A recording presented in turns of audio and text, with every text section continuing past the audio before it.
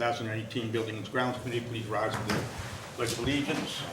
I pledge allegiance To the flag of the United States of America and to the republic for which it stands, one nation, under God, indivisible, with liberty and justice for all. Thanks, everybody, for coming.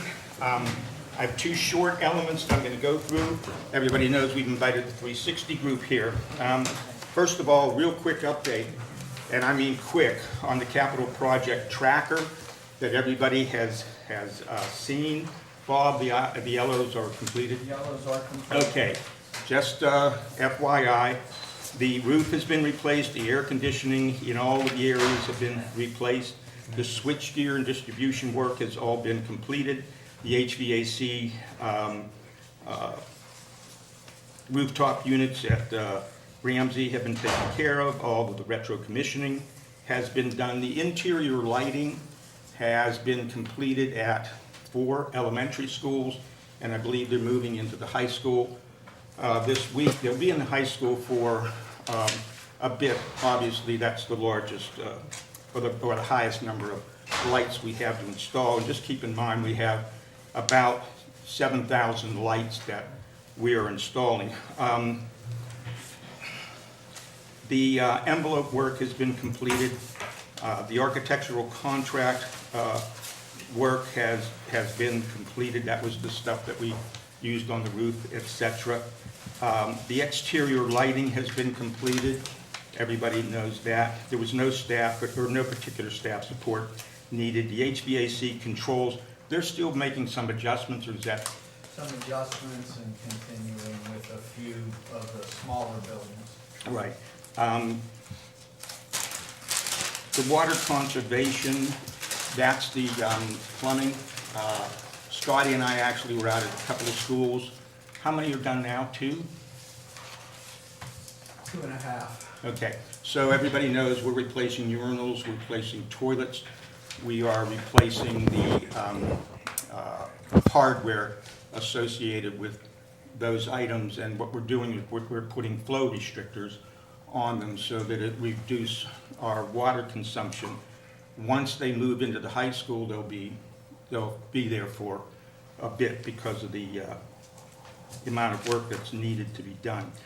Anybody have questions on we continue to think we're going to be about $500,000 under the $2,819,000 that was originally budgeted. Any questions?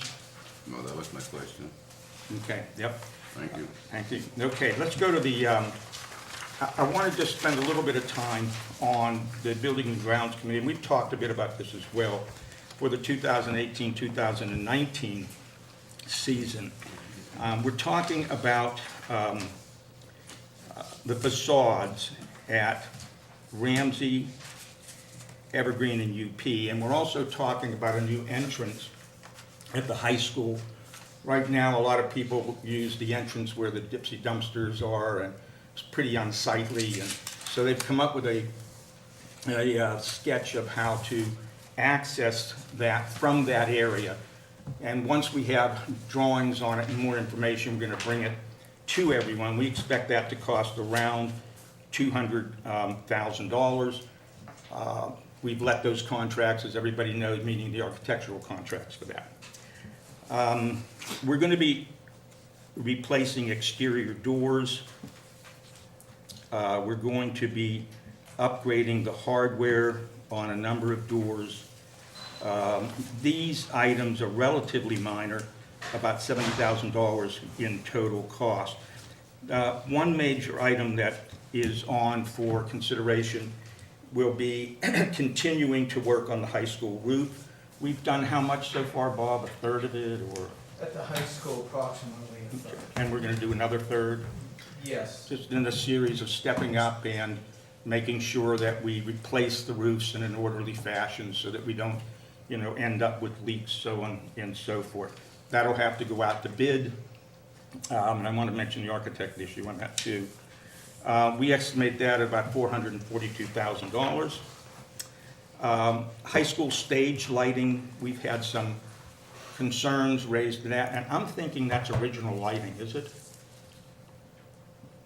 That I'm not 100% Bill, do you think it's sure. original? Bill would know better. From the renovation, yes. Yeah, okay, so that's, how old? Oh gosh, that would have been probably 4 or 5. Oh, 4 or 5, so 12 years. Okay, 14 years, yeah. So we're going to be looking to go in there, replace it, we estimate about $50,000. We have 2 other items, and that's a stadium wall. The stadium wall we've talked about at length. We have said to the engineers, go out and give us a bid on an alternative to replacing the wall, but we're still going to go with an estimate of $750,000. They have to do some preliminary testing on the existing wall in order to determine whether they can build a wall in front of it. Am I saying that correctly? In front of the middle third. I thought they were gonna bid the whole thing. Well, the 2 ends need fixed. Okay, okay. So the whole thought continues to be that we, if we're gonna spend a lot of money on the 2 ends, which need to be taken care of, why don't we look at the cost of doing the whole structure? We're not gonna change that structure. We're gonna use the athletic field for quite a long period of time. So we'll just wait and see what the bid comes back to be. And did we let the engineering bid, so they do the digging and the testing? We approved the phase 2. Phase 2, okay, so we approved that last Yeah. voting session. We are going to, I think that George and Bob have already done a preliminary plan for the exterior lighting that we've talked about a good deal. That is, they're gonna go in and they're gonna look at the dark spots. They're gonna come back now and then tell us how many additional heads, how many additional lamp poles might be needed. We're taking the high side of this, which I think is about 40 or 80,000, 40,000 a pop, 20,000 a pop? No, well, no, we have 20 locations roughly, so a little under $8 grand a piece. Okay, so some of them might come in lower than that. Right. For example, we may not need a pole, okay? Just attach it to a building and go from there. The locations, are they spread out, or? Yes, they're all throughout the district. We have a list of them. George and I actually drove around one night and pinpointed, I believe the number came to 20 different locations that we thought we could use some additional lighting. That should pretty much take care of exterior lighting. And if you recall, our own electricians can put up the heads. I don't know if they can put the poles up or not. It's gonna vary. Okay. So we have that in the capital budget, which has not yet been approved. Then we have the sports complex marquee and the basketball scoreboard. They're both budgeted, one at $150,000, the other at $100,000.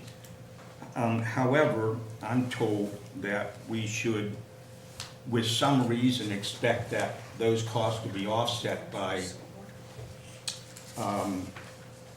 Donators. advertising, which is pretty typical of these kinds of activities.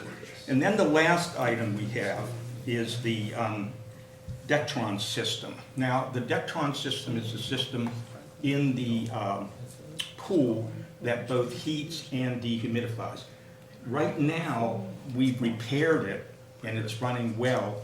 The Building and Grounds Committee will meet and discuss all of these items further. There was some creative thinking, I think George, or I don't know who came up with the idea of maybe going in and replacing the guts as opposed to replacing the shell, which, now this is a unit bigger than this room, okay? Yeah?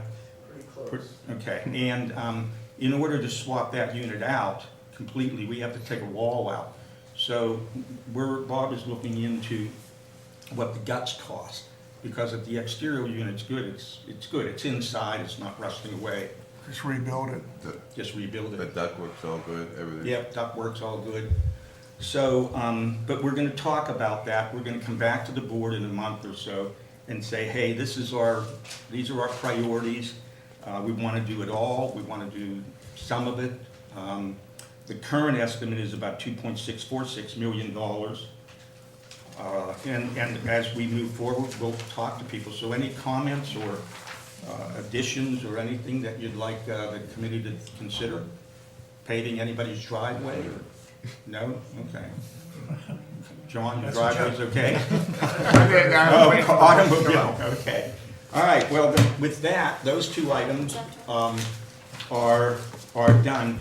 And I say this regularly, and I mean it, you know, George and Valerie meet all the time with us on a whole series of items. Scotty has joined the team, has not yet come to a meeting, although he's been invited, what, 8, 9 times, I think, something of that sort. So maybe Scotty will show up soon. Okay, we have several new board members, and we wanted to bring the 360 group in, which is the group that we contracted with, have signed a contract with, to represent us in the sale of the property across Route 22. And with that, Art McCauley Can you just pause that for about 5 minutes, because I think Rick McIntyre is trying to call us, and he really wanted to hear this. So let me just see if he's close Yeah, before we sure. start. Okay, ask him. I don't know, do we want to sing him? No? Okay. Huh? His birthday is it? Arts? Is it your birthday? Happy birthday. Happy birthday. Many more. Happy birthday.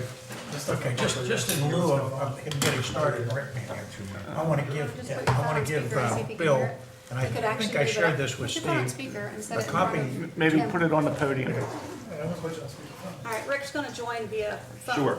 He's stuck in traffic. Go ahead, Bill.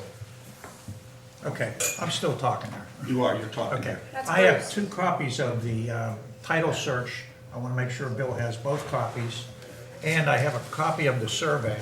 So now, as we go, you'll have a complete set. In the event we get somebody that's interested. Any prospective buyer is going to want to see that title search and surely see the survey.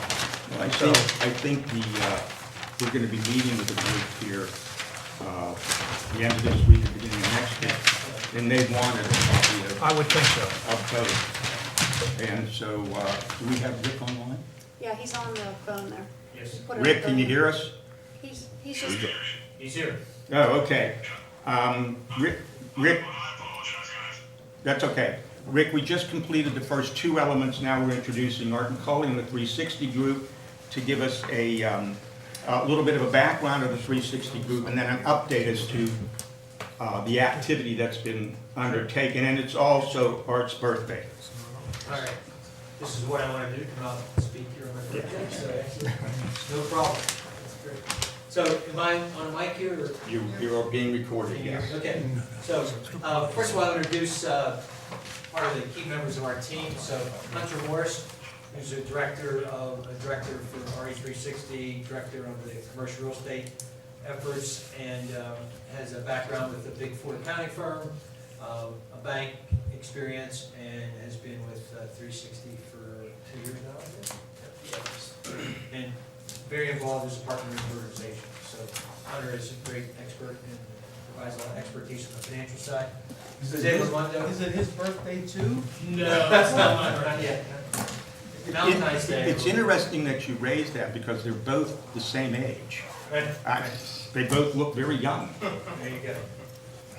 That's the beard. It's- Right. Jose Raimondo, Jose and I worked together for about 6 years in another firm. Had a lot of experience in acquisitions and financing of commercial real estate properties.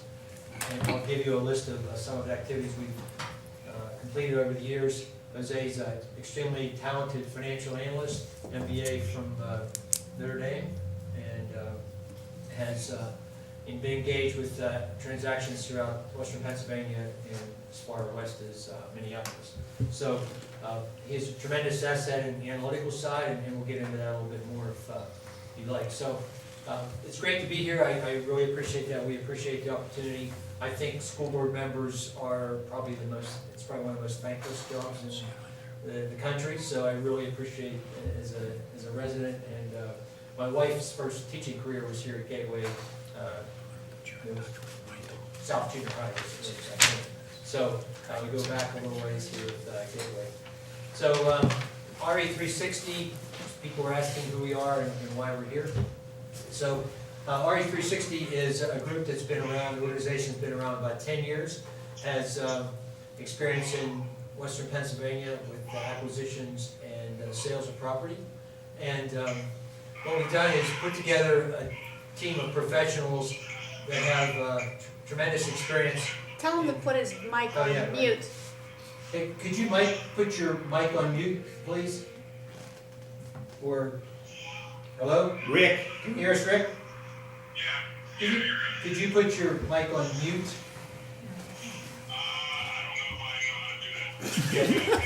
Walk outside. All right, okay, all right. So our firm is comrised of people that have experience from various backgrounds, and we thought our experience would give us an expertise at a level to deal with people on the commercial side that you don't get with some of the larger institutions throughout the Pittsburgh area. I work for a big firm, as Jose did. You know, you're not paying for somebody that has 20,000 square feet in the USX Tower. A lot of overhead, a lot of expense, and as a result, a lot of the activities are delegated to junior people because the senior people are out trying to get more business, constantly getting more business. Our approach is to take a number of transactions and focus on those and be selective about who we deal with and where we work. So the opportunity arose to talk with the school board, and we thought looking at the opportunity was something we had strengths in, because it's a very analytical process.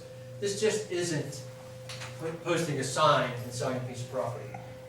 Getting into a development like this is require analyzing the ability of a person to close, financing, what are the financial markets out there, capital markets, interest rates. These all impact someone's decision and ability to close on a property. So someone could come in with a great and glorious approach about what they want to do. On a development side like this, we're probably going to say we need 120 days to do our environmental work. Another in part of that, check the title, do the survey, which we'll have. And then after that, they want extensions for development to test their plan, take it to municipality, get that approved. Currently, I'm working with a group right now.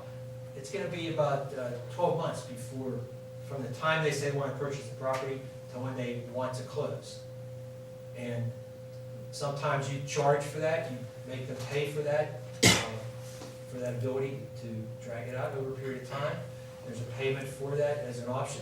But you know, these are things that we want to analyze, because you don't want to get to the point where someone makes an offer, they're about halfway down, and they can't close. And the other offers, the other potential buyers have gone off in the other direction. So that's our analytical strengths. That's why we think we can provide as senior people expertise in helping make that best decision. What the property is worth right now, we haven't come up with an answer. Probably the market's going to dictate that. We suggested, and I understand the school board's hired an appraiser to do that. And the recommendation for that was a couple reasons. One is you're a public entity, you should probably have that in your file. Have that appraisal in your file. And that's not to say that's the price, that's not to say what it'll sell for.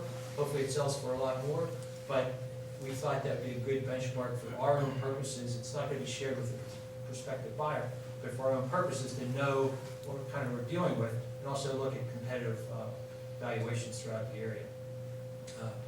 You have situations where the UPMC East here, that was a property that, on an appraisal basis, probably came in extremely below what it sold for. But you find the right buyer at the right time, it sells for a whole lot more. So our approach is to do a thorough analytical process of potential buyers, and that's where we are right now. Waiting for that appraisal kind of give us a benchmark to start with. The other thing is big commercial firms, you are familiar with them, a lot of them have initials now in the Pittsburgh area. These firms have technology. Technology field's basically been level. I mean, technology's changed today, so we have access to the same technology any major firm has. So there's systems that are out there. We subscribe and pay for those systems. So we have access to reach out to people throughout the country and basically all over the world, and presenting the property, putting it in a format that we think will best give the opportunity to sell the property. We also have on our staff a tremendous marketing person. I'll give you a package of our organization. We're going to fly a drone once the snow goes off the ground. We'll do a drone of aerial of the property, put that in our package, and once someone logs into the site, they can look at that, it flies, it'll give a tremendous view of the property, the location in relation to other properties, so, you know, that, I think, would sell itself. We actually have a property nearby we've done that on, that's, 200 James Place. it's a medical office building here, so if you go on our site, look at that, there's a aerial of the property, to give you a sense of what we can do. So, any, before I get too much further, any questions at this point, or?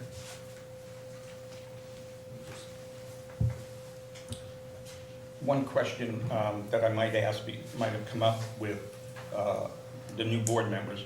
So you represent us, but that doesn't mean that another firm can't bring an offer Right. to you. And that's one of the points I was gonna make. So, what we did was, we made a proposal, and our proposal was, as a consultant, we entered into an agreement to consult on this property, because there's a lot of issues that are gonna take place. There's municipality approvals, there's gonna be neighborhood comments, there's gonna be someone coming in asking, what about this, what about that? You don't have time to do that, so that's something that we did as a proposal, which we think is very competitive, and will allow us to represent you, to put the best face on the property, and minimize, probably scuttlebutt that's going on that's may not be accurate. So we'll be the face of the organization, of the property, and talk to the community, and also evaluate potential issues that may arise. As I mentioned, there's issues from zoning to design approvals. It's all those things require time and energy. That's what we're all about. We'll do that. In addition to that, we agreed to sell the property for a 1% fee. So at the end of the day, when this property is sold, our fee or commission would be 1%. I think if you look at what's out there in the marketplace, you're gonna find it's extremely competitive. If you were to go to a large firm in the city with a national organization, they have to contribute some of their overhead and profit to the national firms, they're probably gonna be at 4%. So, you know, we think with our consulting fee and the 1%, we're probably at the most 2% of us overall sale versus what we know would be at least 4%. And often land sells for more than that. So Steve made a good point. We're not prohibiting another firm from coming in and making an offer. If these firms are that good, they may have a buyer in their pocket, someone they work with, that they can bring in, make an offer, and what we're suggesting is that buyer pays that broker to represent them. So our position is to save the school board money, save the municipality money, and the residents' money. That buyer is gonna pay the representative if they bring another representative in. And we can stick to our guns on that, and it's kind of accepted practice, but you have to stick to your guns, and we'll do that. So that's the other part of it. The other side is with these a national firm coming in. We have the abilities to cut anybody, and we do. I mean, Jose's worked with developers all over the country, and you're currently looking at something like New Mexico right now with the development group. So, you know, this is something that we feel as an organization, we have the flexibility, and you know, we're not so big that we're going to be laborious in our process. Any comments, Hunter? No, I think the one thing that we stand out compared to most other firms is our backgrounds in that. So we own and manage over 400 properties that we own ourselves. And because of that, what that does is we understand what it's like to be an owner.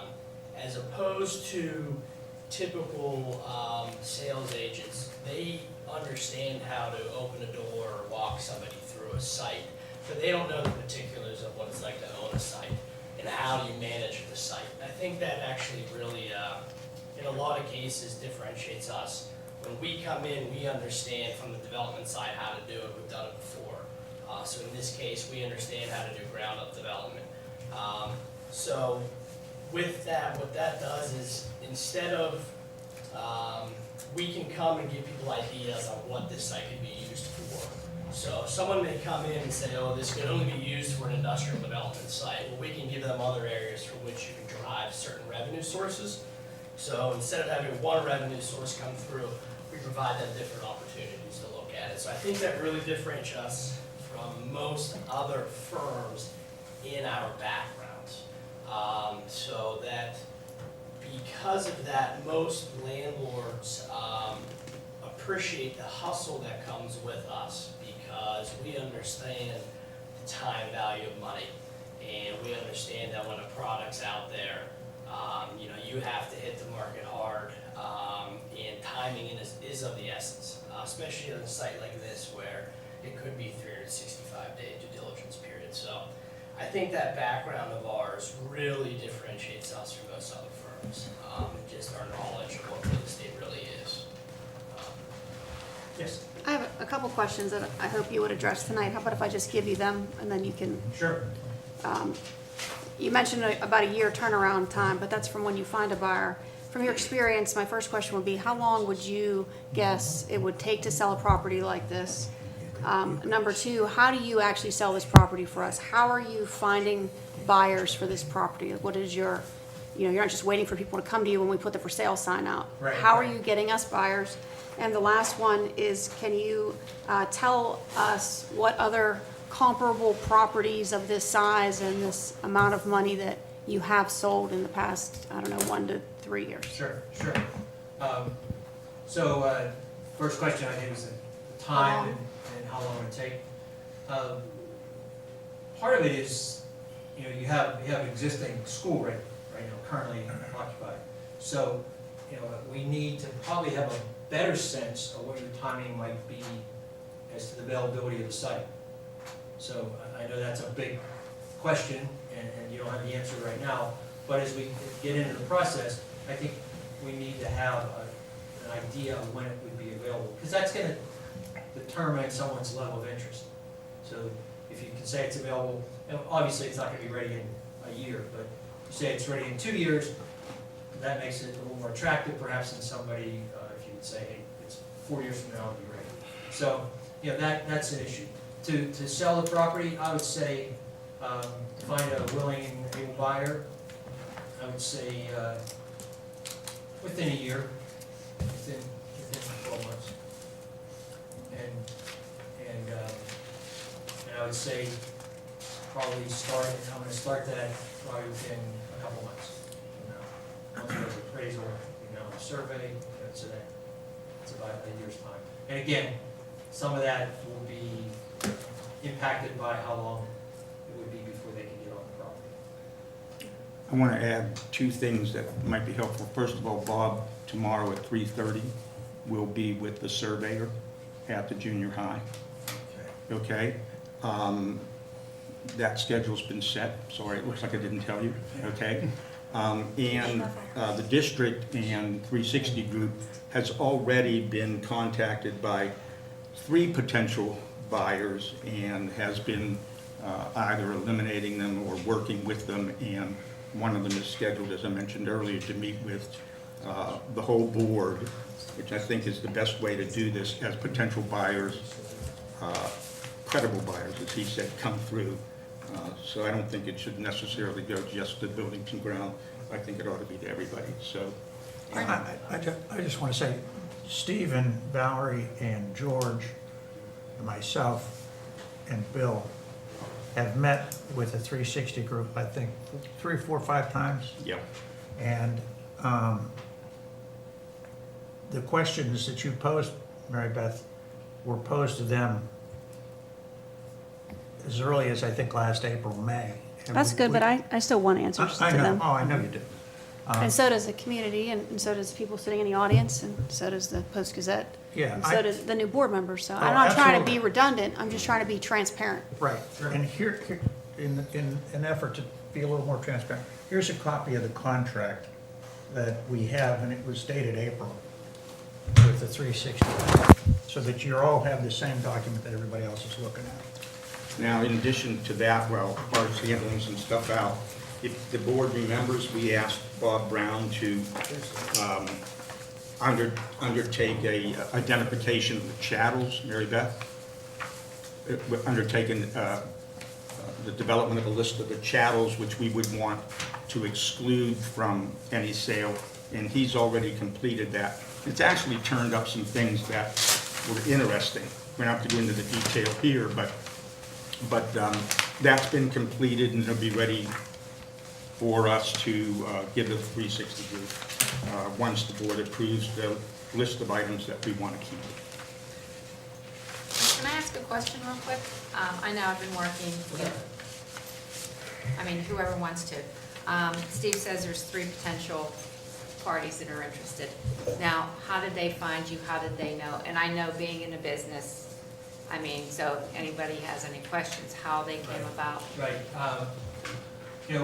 see, one came quite candidly just because of the press about Right. school being sold, up for sale. So that was one. One was through just a network conversation I had with a party in the business, and the conversation led to that. And another was, I guess, saw that we had the listing and they gave us a call. So, and that, it's indicative of first time people call just to see what's out there and what your plans are, and they're asking questions about that. They'd like to get a copy of the survey. We're not talking about price, it's just trying to see if these people are for real and what their level of interest in. So that's part of the vetting process, that second place. That's a good lead into the second question, which was how do you find? How do you How find do you people? proactively find buyers Oh. for us? Good. There's a, Hunter, you have a pretty deep database of developers. So, we have a database of developers, obviously, in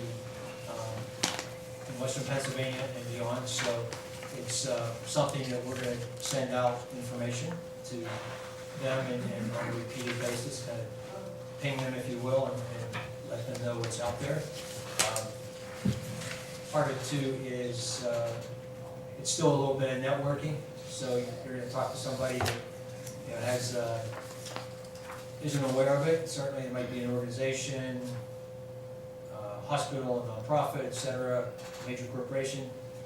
You have to get that out there and let people know about it. So it's a process. It's a process.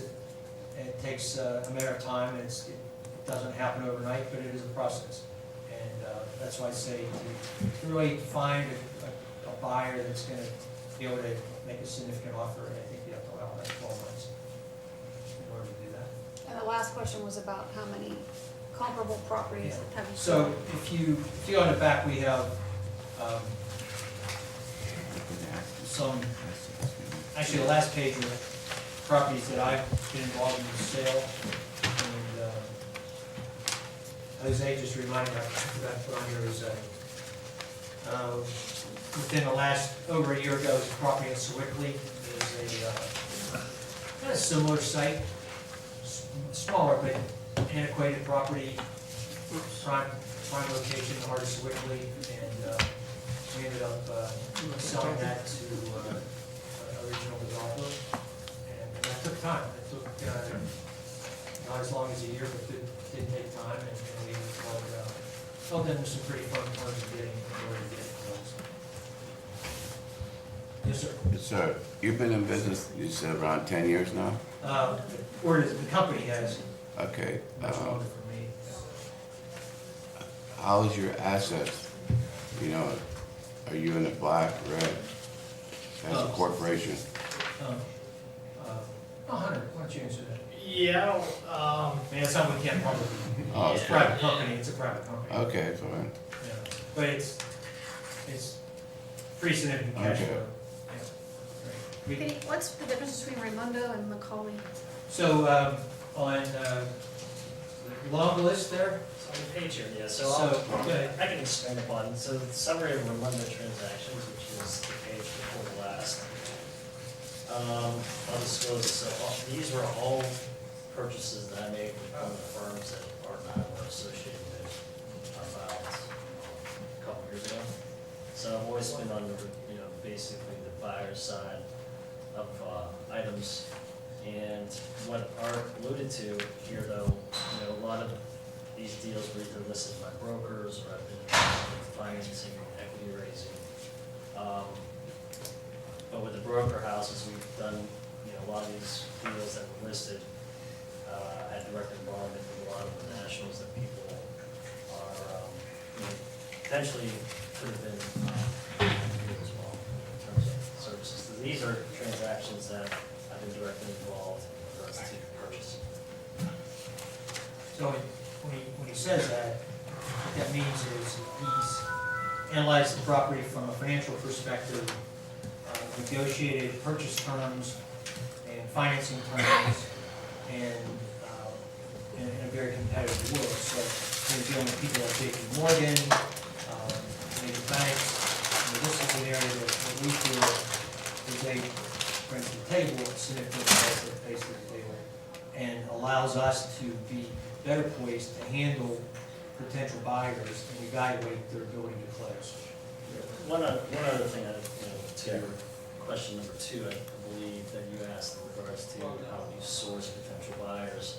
I mean, this would be an example of a potential source because purchase dealings from, I'm going to disclose all the sellers here, but these were pretty national organizations that have done route development. This is office and a couple of retail centers here. So one of the deal sources would be the network that I established because I'm dealing directly with these folks. So we would basically transact. Yeah, you're introduced by the broker, but at the end of the day, it's seller-buyer transaction. So it's a screening process. It's your ability to ask the right questions that people say they'll ask, but they won't. Where you get your cash, where you get your money, what have you done before, have some references, et cetera, et cetera. The time is of the essence, and if there's ways of making people commit, like non-refundable money from day one. I'm not saying that this will happen here, but there's certain things you can get around to make sure people close, not just kicking tires for them.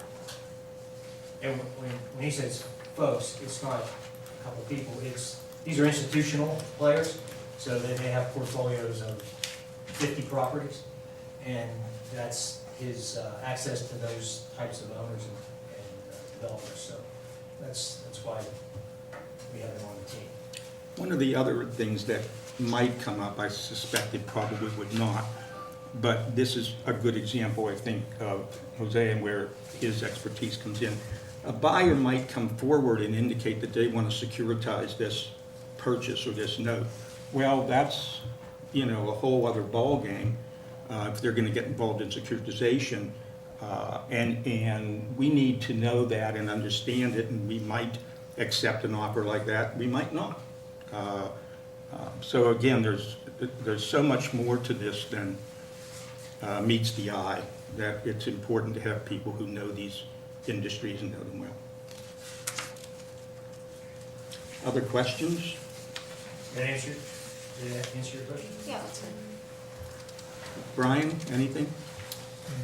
Not right now. Okay.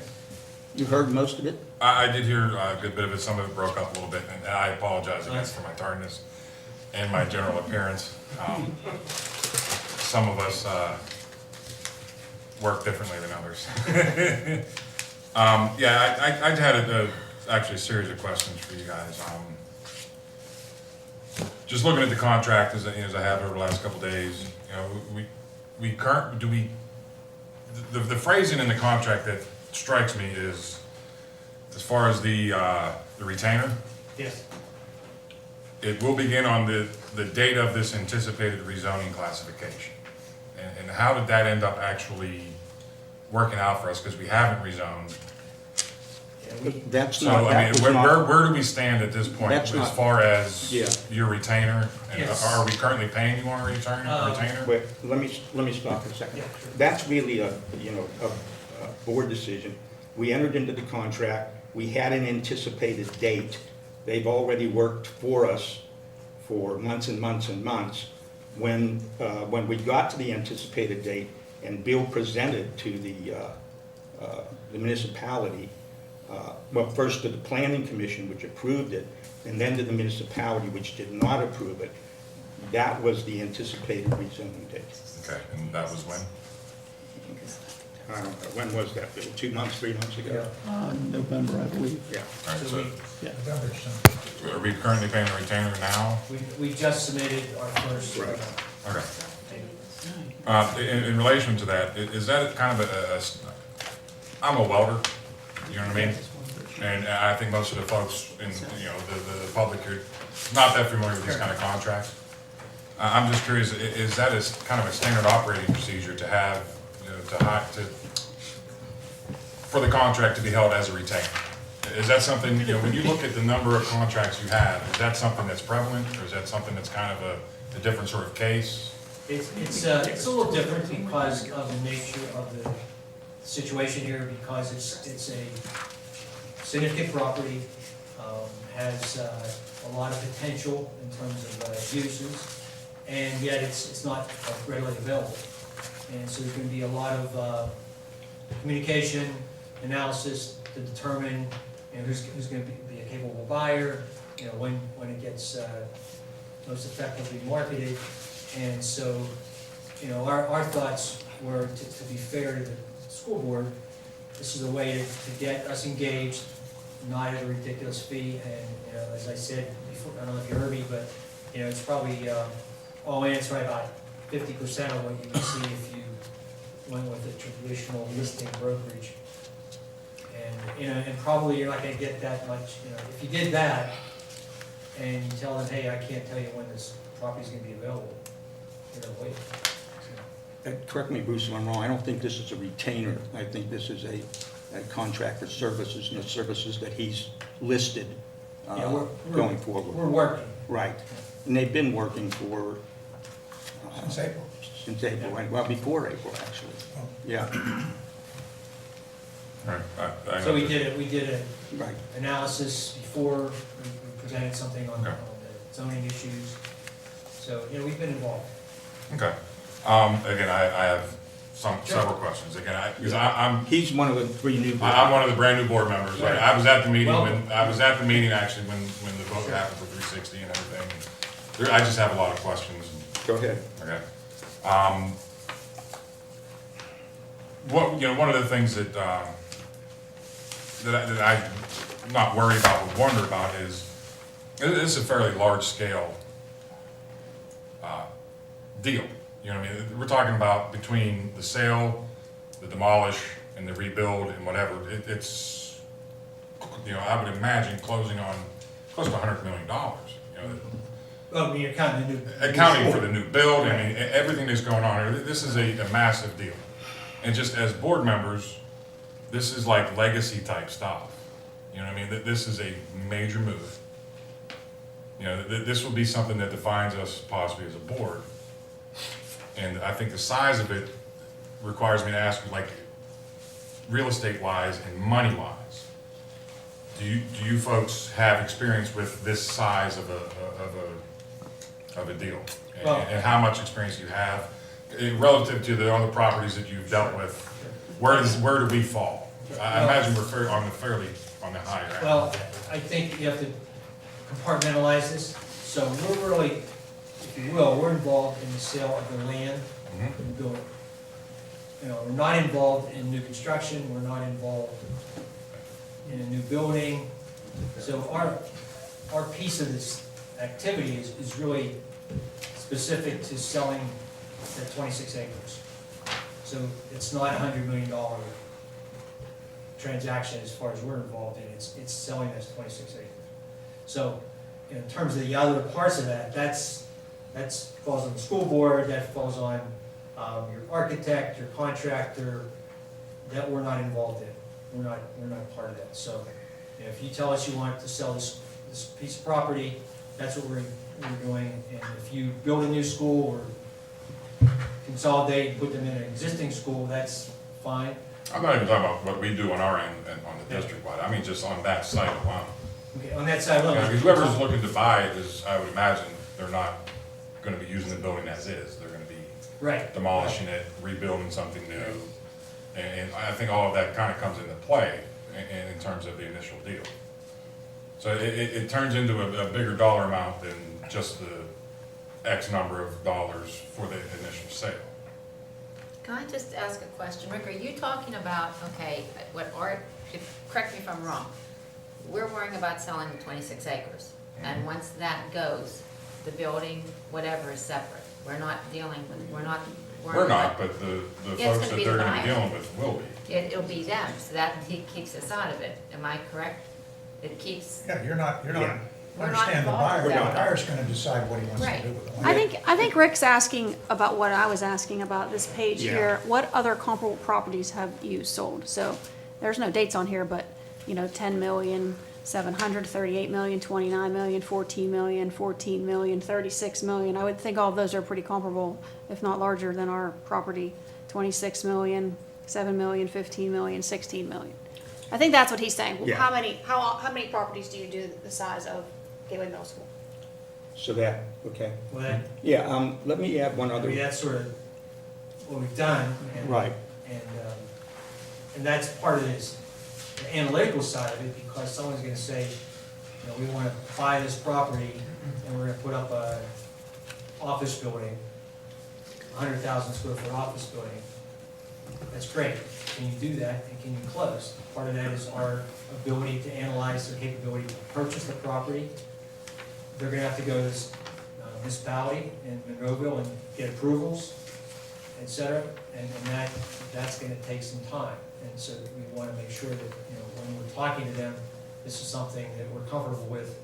So we go back to the school board and say, this is a reasonable offer.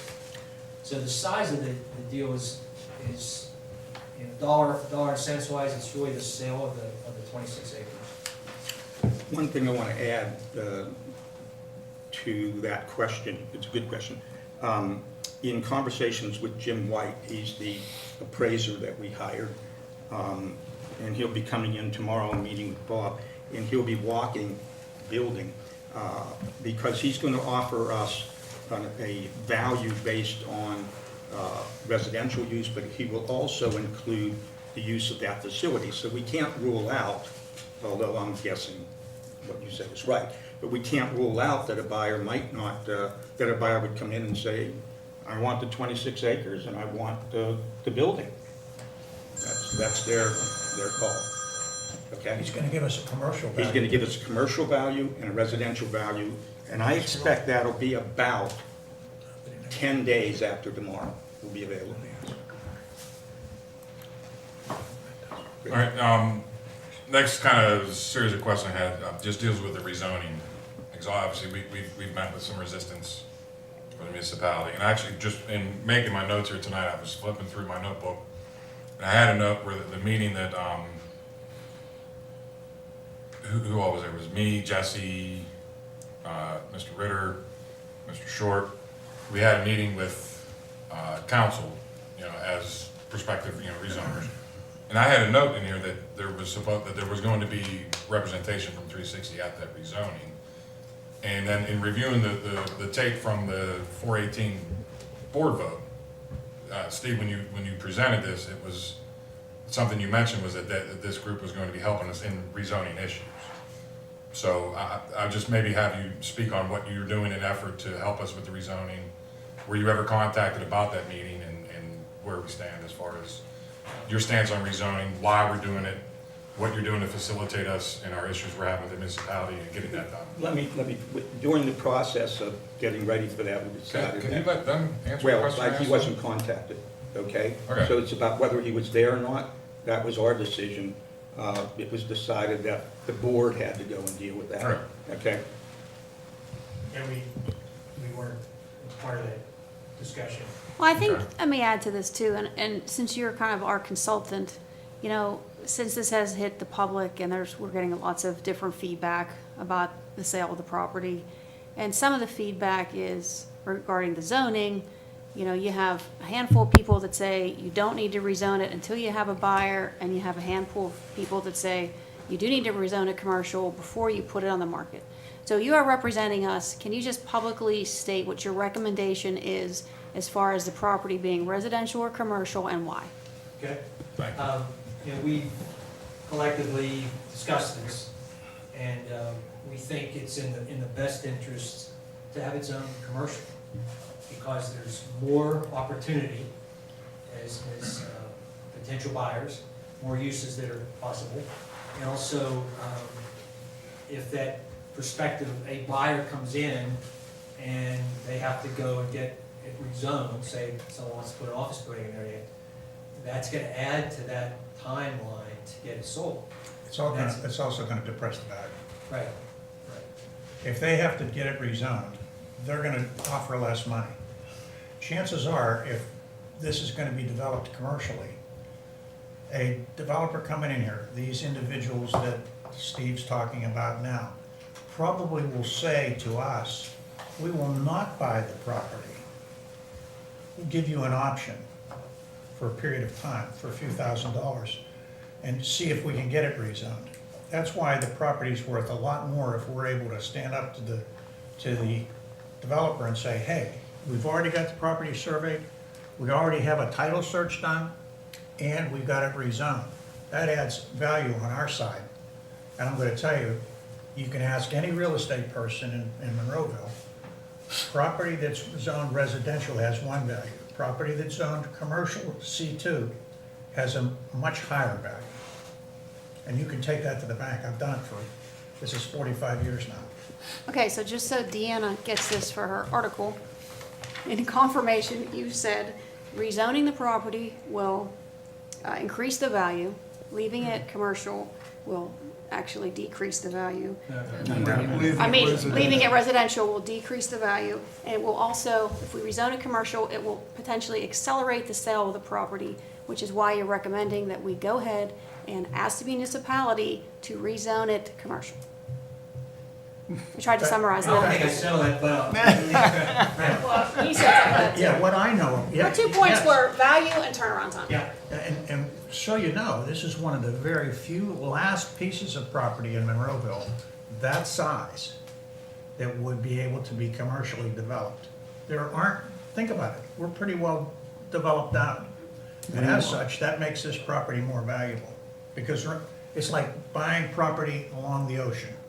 Right. Once it's all gone, it starts to really go bad. It's tough to buy because it gets more valuable. That's the case here. It'll enhance the value of the property. And for me, as common sense, that's what I would view. But again, I know that this is really redundant to some of the people on the committee, and I apologize for being redundant to them. But the purpose of this meeting and me asking you these questions is to get that information out to the public because of the discussions that are happening now about the property. Sure, and, you know, in our view, commercially zoned property is gonna have a greater tax base, so it's gonna be more tax revenue to the municipality. You have a commercially zoned piece of land, it's gonna sell for potentially more than residentially zoned, that's a higher transfer tax limit. It all goes to benefit the municipality. So to not have its own commercial, I think would be. Is that okay with you, Paul Schott? We get our piece out of all that. We get the biggest piece. Yes, we do. There we go. So you guys are aware of the current situation we have with our municipality, that they've denied us once the rezoning. What is your strategy in pushing forward with that? We don't, Nancy, put her on speaker. It ain't her, is it? It's D. It's D. Big D. you know, in answer to your question, I think it's better handled by the school board with the municipality. Okay.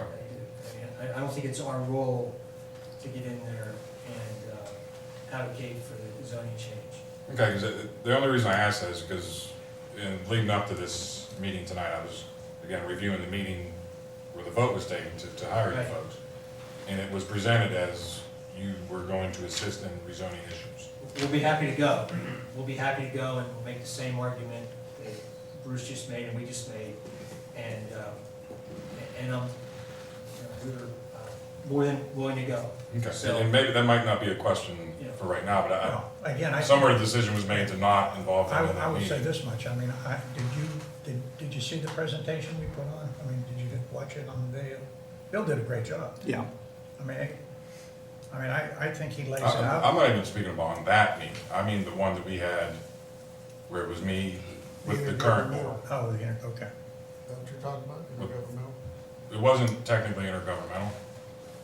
It was, It was an informational meeting. yes, An It was us, intergovernmental. no, it was not an intergovernmental. it wasn't meeting. Stop intergovernmental. saying It was that. us acting Us as an a- applicant going yeah. to clarify questions that the council had regarding the rezoning. It happened to be It's our not intergovernmental intergovernmental committee meeting with their intergovernmental committee. But to stay above board, it was not technically an intergovernmental committee meeting. That would have been public. This was in private because it was dealing with a specific issue as far as us being an applicant for a rezoning. Therefore, it didn't need to be public.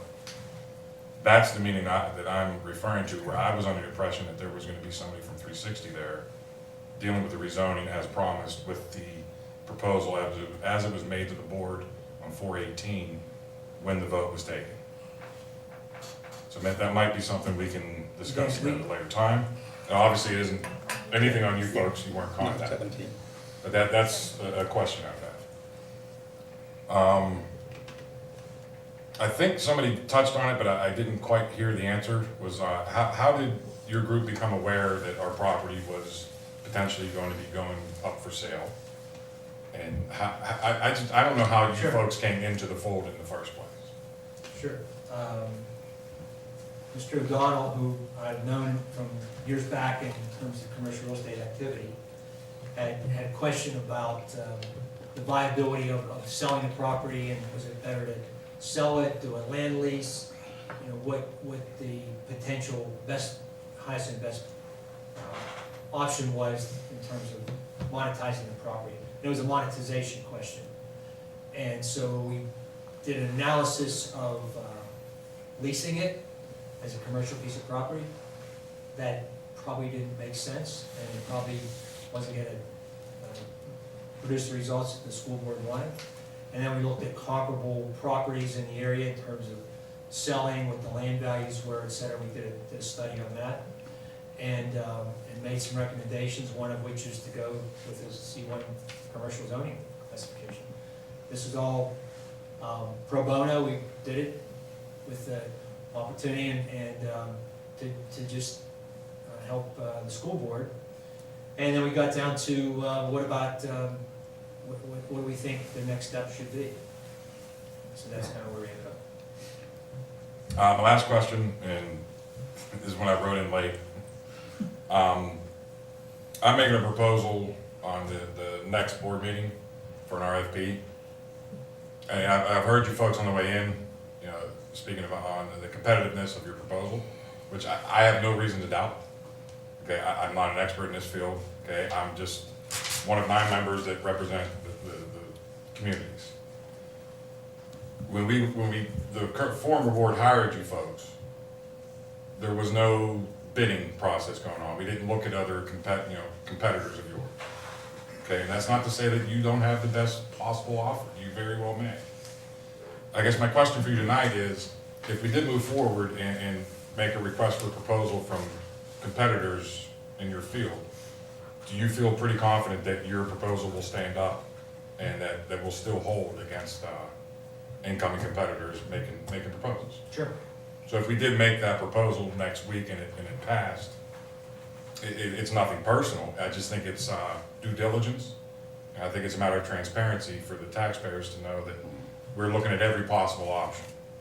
And we're doing everything we can to make sure we have the right folks.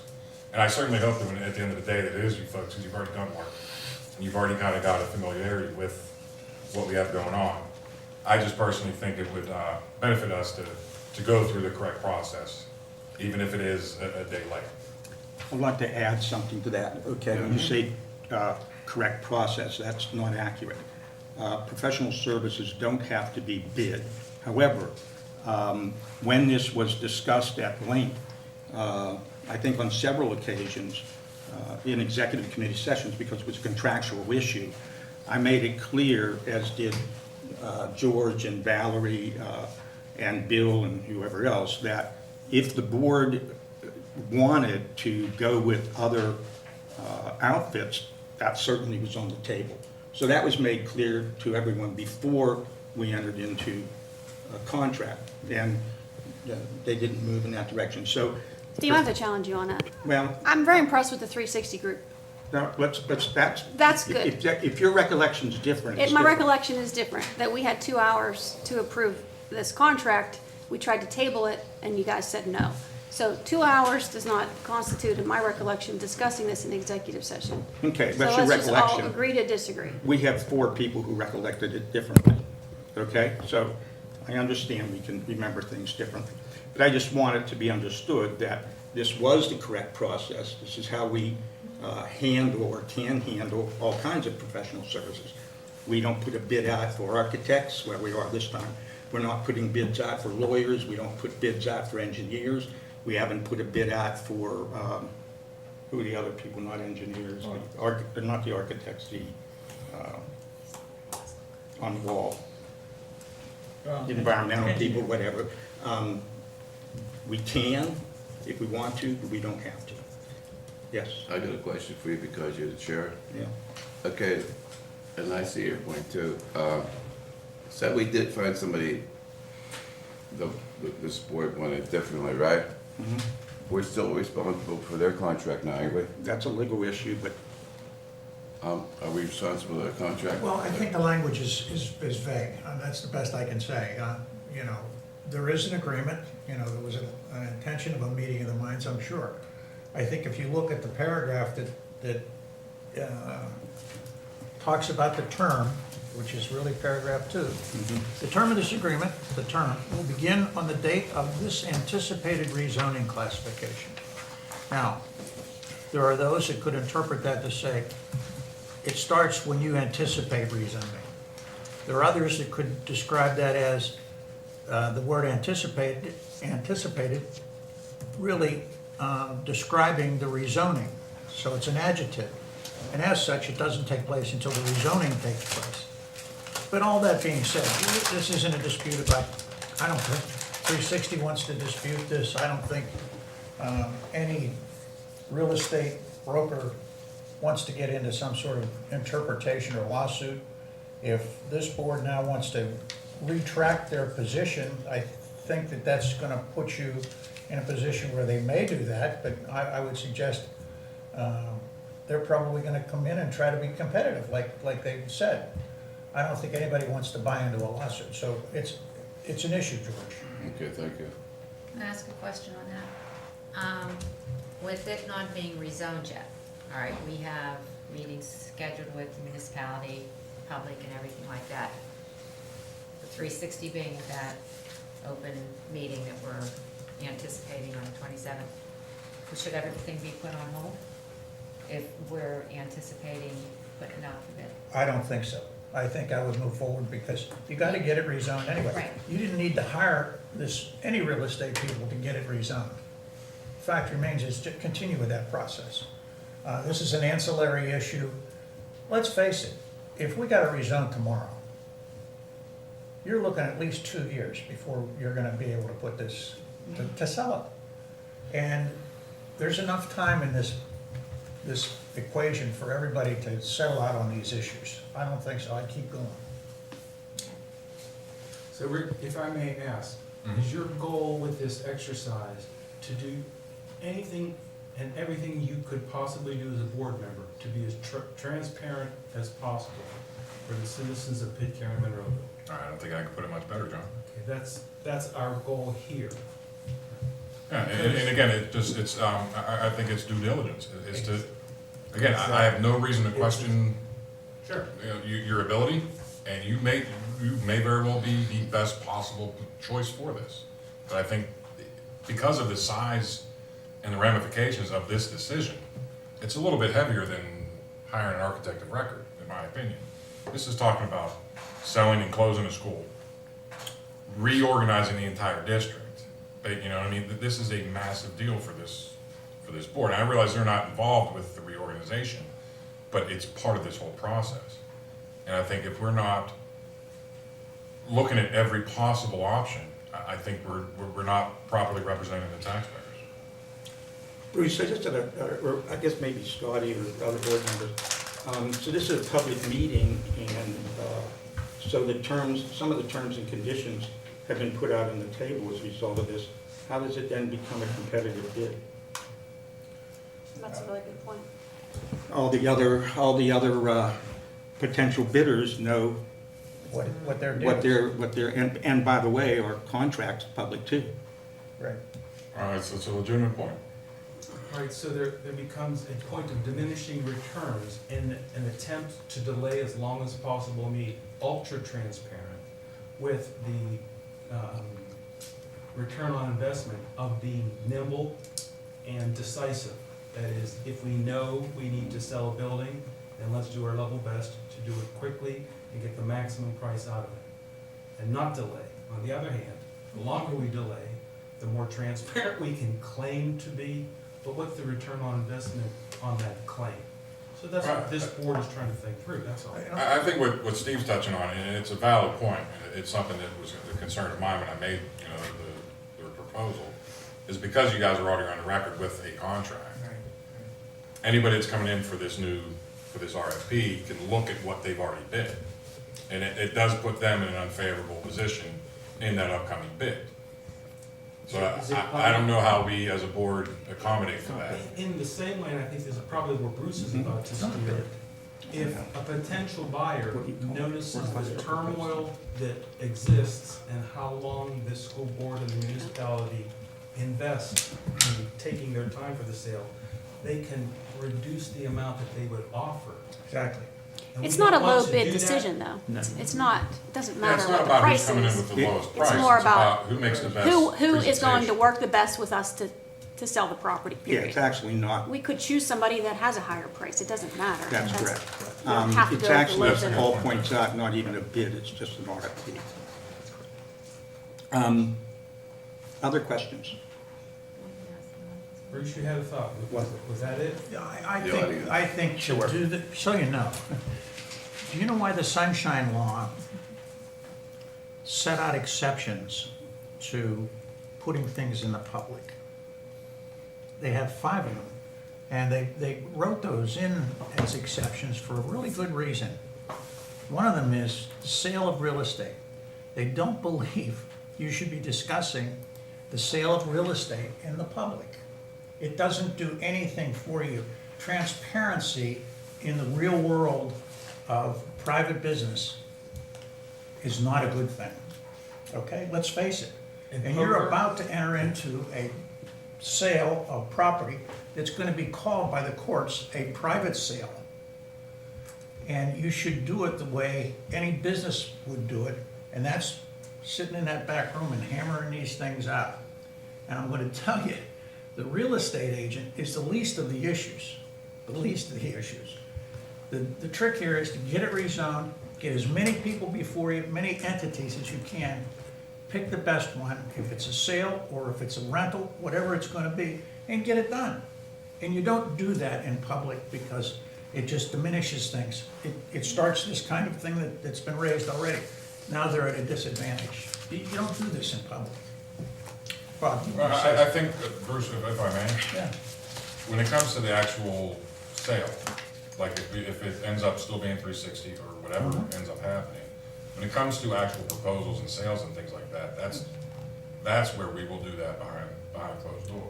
No, As you- well, wait, the Well, I mean, sale. as far as making the decision. The sale itself The has whole to be reason that public. this meeting is The only public is thing that's because it had to public be. is when you vote to say, I That's right. take the $2 million. Right, so when Right. we're looking at different Right. deals, that's where it's behind, Right. and it's not transparent, necessarily transparent in what you're speaking of. But in hiring a group to represent us through that process, that's taxpayer money paying for this group to do that. And I think that it's imperative that is Well, transparent. that's And that's something. open for discussion. Bob, you wanted to say something? Wait, one, just wanna yes, say- well, just before we go there, okay? Any other questions from board members? For these guys, no, I'm sorry, we're Yeah. gonna drag you on here all night. No, but it might be, so, okay, so Bob? Bruce is absolutely correct. You want to keep your real estate conversations, together. But one thing you do need to do is be transparent with the public. And the public, the residents are really not going to care much about the buildings unless you're talking about the elementary schools. But the one thing we are all concerned, everybody in this room, is the students. And that's the one thing that you haven't discussed. And that's the one thing, you know, the residents are voters for the municipality, they're voters for the school board. That's where you're gonna run into your resistance. And this, you know, when you close the Gateway Middle School, there are 600 kids there that are gonna be displaced. You need a plan for what those kids are gonna have, where they're gonna go, before you sell the school. And that's what these people are telling you. That's all being worked on, Bob. Yeah, But you need that before you sell the school. Bob, We all that's agree. a good point. We will have that before. Wait, You know, that's already been and being worked out, so it's a good point. There are two members on the school board that were there when when the Pitcairn property was sold, as well as myself. There's more to that than not. There's a school law that says there's a timeline associated with this. Mhm. It's Every significant. school board member should also, and Bruce Dice knows that procedure. The other thing every school board member should know is not one penny of that sale is gonna go into education. Bruce knows that from the Pitcairn sale. So this is not bringing money in for educational purpose of the purposes. sale You're gonna of- have to build a new building, possibly. Purpose of the sale is to build a new building where the 5-6 building Right, is. but you need a plan and you need to discuss that with the public. If you try and put the kids up in the Gateway, in the high school, Woodland Hills has done that and their school has been a disaster. For the record, there's been no conversation about placing the kids up at the high school. You know, That's this is the rumors. problem. That's You the have to social media discuss with the rumors. public, and you really need to do that. And we're, as the gentleman said, we are 2 years away from possibly even completing. And when I say possibly, it's entirely up to the board at that time Absolutely. to do so. But it's gonna take you 1 year to figure out a consolidation plan. And we understand that, and also with the PDE regulations, this board, myself, everyone's very much aware of everything that goes into the possible closing of a building. We all sat through the Pitcairn experience, just like yourself. Oh, yeah. And we understand the headaches and the timelines and everything involved in that process. We do plan on having those open forum meetings, because when you reorganize a school district, it's the children that are affected first and foremost. Right, and I'm just telling you that the public is, part of your rezoning problem is gonna be with that also, because when you rezone that commercial, you are very much restricted on what right now you can do anything you want with that. You can build a new school building, whatever. When you rezone it, you will not be able to do that. So the public is concerned with the rezoning for the very fact that it does affect the students. So, you know, I would say it's better to put that out in the public earlier than later. Bob? They just told you it needs a year to go through. Those are good points, and I think as Mary Beth said and Bill said, there's been a tremendous amount of work already done on that, and that certainly will be done the way you're suggesting it. If there are no other questions for I'll let them- Art and Hunter and It is Jose, Art's Yeah. birthday. this is Art's Sorry. birthday. Can we let them go? Yes. Okay, Yes. Thank you. Thank you for Thank happy you for your time. birthday to you. Thank you. We're willing to do that. All right. Thanks very much, guys. Can I just address some of Mr. Elm's comments a Oh, little sure, bit? sure. Thank you. Bye. So, Thanks. I mean, the reconfiguration of some of the elementary schools went back to when Mr. Capel was on the board with you, and that's how long ago this started, before I was on the board, when he was on with As a you. matter of fact, I sent all of you Absolutely. a copy of what was done in 2015.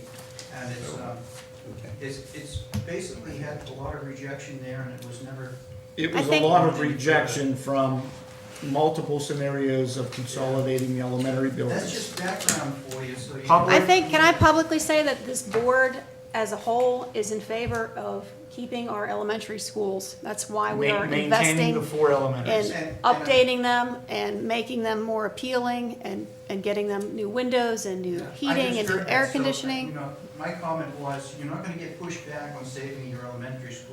Right. You're not gonna get pushed back on getting rid of Gateway Middle School. You will get pushed back on what's gonna happen to those students that are displaced. That's where your problem is, and that's where you need to transparently communicate to the community, you know, that you have a plan for taking care of these students. That's what I'm saying. That's why I've been resistant to rezoning, because you need to communicate to the public where these students are gonna go before before you make a commitment. So can I mention two things about our, On that real quick, Yeah. Mr. Dice. If we rezone tomorrow, C2, and we don't sell for 25 years, can Gateway Middle School exist as is? Yes, it can, Yes. and not only that, you could build a new school right on that. Right on. So C2 does not eliminate us from keeping it a I school? would say you can't build a new school there Yep. unless you go through the municipality and. Oh, sure, you're gonna always have to go through the All municipality. right, but again, the rezoning doesn't It would be a Doesn't do anything. non-conforming doesn't use. lock us into selling it, doesn't Yes. lock us into closing it. A new school board can come in 2 years from now and decide they don't wanna sell. Just want to maintain what we have. Well, you can maintain it, but I don't think you can build a new Okay, building. let me explain, just real quick. If it's not, if it gets rezoned commercial, that building is now non-conforming. Right. Okay, now, the law is such that you can tear it down and build a new school in that same footprint, no bigger than that school. And then you could build another new school if you wanted to. You could apply to the municipality, ask to expand the non-conforming use, to permit a bigger school, and they could say yes or no to that. But if you keep it in the same footprint, you can do it because it's non-conforming. Okay, as long as it's the same. can I make one other That kind of point? answered, calm a little bit of the fears in any way? I didn't think so. Okay. So one other point is, you know, we have watched two schools, districts neighboring ours, build a new school and now be in deep financial trouble. I don't want to say the names because I don't want to offend my colleagues. You probably all know who that is. It's been in the paper. And then we have another neighboring school that just put their taxpayers on the hook for 20 years to build a new school, okay? Gateway is very concerned about the financial integrity of this district, and we do not want to go take out that kind of a loan and put our taxpayers on the hook for 20 years for a new building and then not know what we're going to do in 2 years because the bank account is down to zero. So the background for this whole process is to accumulate funds to put toward a new building where the 5-6 building is because it's in desperate repair without putting the taxpayer on the hook for $50 million for the next 20 years. So the whole reason we're doing this is to maintain a fiscally stable school district and at the same time consolidate, not have waste, and have facilities that aren't falling apart and that are stable and desirable for people to continue to educate their kids and move to Monroeville. And That's an the bottom excellent- line. That's an excellent plan. Okay. I'm just suggesting when you get that plan to a certain point that you can present to the community, it is in your best interest to present And to the community. Bob, and we will do that. Are there any other comments or questions from you, Bob? Because you're the whole audience. Yeah. Congratulations. No? Okay, anything else no? I Yes. just got a question. With Gateway Middle, I understand it's an older building and needs Yes. repairs. How, is there documentation of how much repair is needed for that building to be in like working order? We would have that in our ABM catalog, probably. the If I'm not specifics, mistaken, Bob. we did an assessment like a year or two ago, and Yes. the amount of repair between Mosside and Gateway was astronomical. Significant. We could probably get a detailed I still have list, that. yeah. We've had that. Either the ABM and I still have that. Yeah, we've had that conversation numerous times within But that doesn't put it outside the realm of possibility. within the committee about that, and we've actually decided, as the board has decided, to stay away from doing anything other than repairing these two schools, okay? Because it's just throwing good money after bad. Any other questions? I'm pushing just because we have another Yeah, we have another meeting. negotiation session to go to. Any other questions? No. Okay, with that, I'll take a motion to adjourn. So moved. Second, we're adjourned. Thank you very much, everybody. Thanks, Bruce. See you later. Have fun tonight. That's gonna be fun. It's gonna be packed house out there.